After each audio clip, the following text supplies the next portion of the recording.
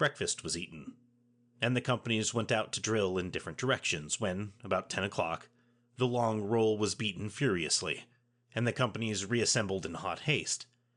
As the long roll was beaten in each regiment, it is impossible to describe the confusion it caused in the men making haste to gather around their respective regimental standards.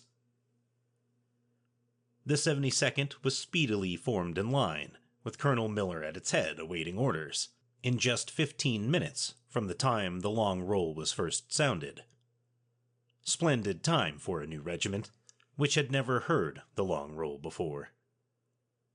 As we stood in line, we could see the general's orderlies flying from one regiment to another, and could hear the colonels of other regiments hurrying their men into line.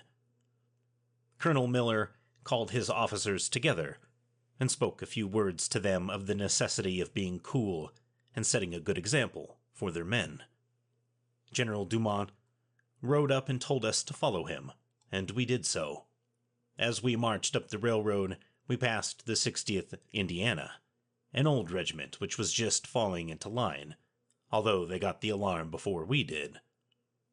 We moved opposite the junction depot and took our position on the right of the line facing northeast, with a battery in our rear as support.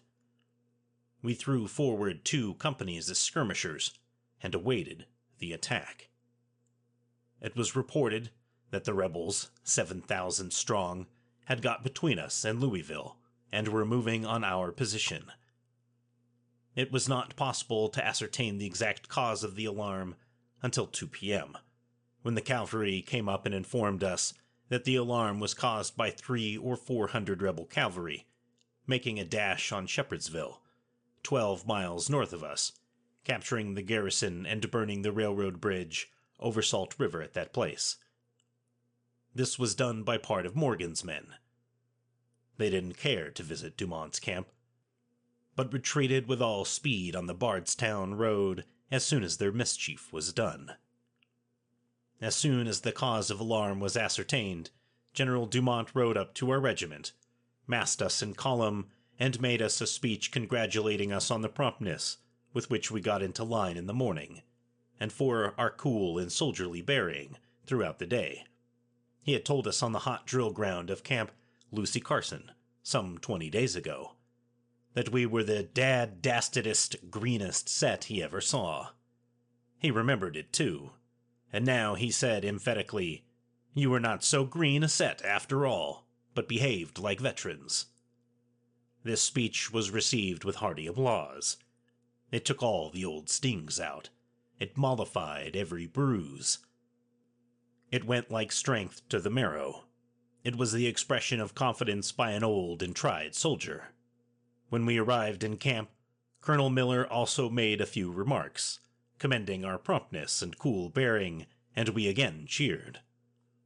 These 2 little speeches by these 2 brave veteran soldiers did us a vast deal of good. From that day forth, we felt we were a fighting regiment, and averaged our fighting weight pretty high. We were dismissed to get supper and rest with stacked arms. It was almost sundown. We had been in line of battle almost the entire day, and yet no regiment ever felt more cheerful and happy. We had worn the green off. We were soldiers now, and had the approval of our commanders. One in advance in less than a month.